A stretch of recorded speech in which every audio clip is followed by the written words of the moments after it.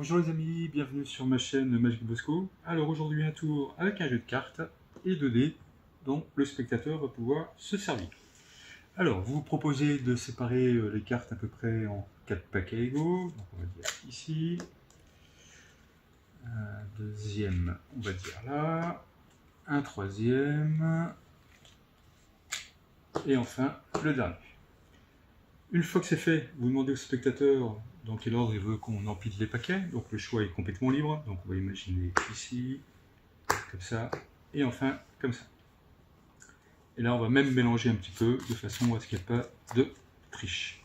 Une fois que le mélange a été fait, vous proposez au spectateur de jeter les dés pour qu'il vérifie que ce soit des dés réguliers, ce qui est le cas. Je vous montre.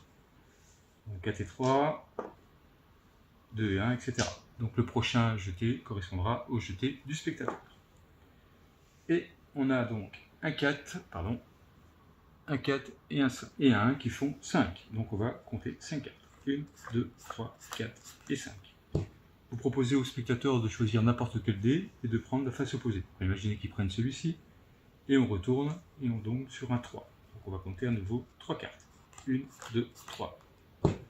Vous demandez au spectateur qui rejette le dé, et on refait le total de tout, 2.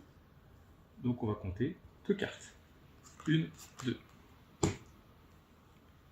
Et enfin, il rejette une dernière fois le dé, 2 et 1, 3, et on va donc défausser 3 cartes. 1, 2, et la troisième carte, ça va être la carte choisie par le spectateur, complètement aléatoirement, puisque si les résultats des dés avaient été différents, la carte ne serait pas la même du tout.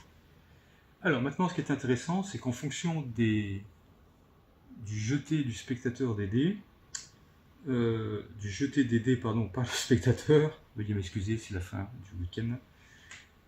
Du coup, on va déterminer la couleur de la carte, donc si c'est du noir ou du rouge. Je m'explique, vous allez comprendre. Donc, on demande au spectateur qu'il prenne n'importe quel dé, celui-ci on a besoin, il le jette, il fait 3, donc on va compter 3 cartes. 1, 2 et 3. Donc on a dit que cette carte-là correspondrait à la couleur, donc noir ou rouge. Maintenant, on va se servir aussi de la face opposée du 3, donc en l'occurrence le 4. Donc on va compter 4 cartes. 1, 2, 3 et 4. Et on a dit que cette carte-là serait, alors je ne sais pas si je vous l'ai dit, mais on va le dire, la famille. Donc c'est-à-dire que là, si c'est du rouge, ça peut être cœur ou carreau. Si c'est du noir, ça peut être trèfle ou pique. Donc on va regarder. Donc on nous annonce du rouge, et ça sera du carreau. Donc on sait que c'est du carreau. Maintenant, les cartes qui me restent ici depuis le début, on va les compter. 1, 2, 3, 4, 5. Donc ces cartes-là m'indiquent que c'est un 5 rouge de carreau. Donc avouez que ce serait quand même formidable si la carte choisie par le spectateur serait le 5 de carreau. Et effectivement, c'est bien le 5 de carreau. Voilà les amis, donc on peut bien sûr tout laisser à l'examen. Il n'y a rien de particulier. C'est un tour que je voulais vous faire profiter parce que je trouve surprenant. Dites-moi ce que vous en pensez. Si vous avez aimé, n'oubliez pas, on fait un gros pouce.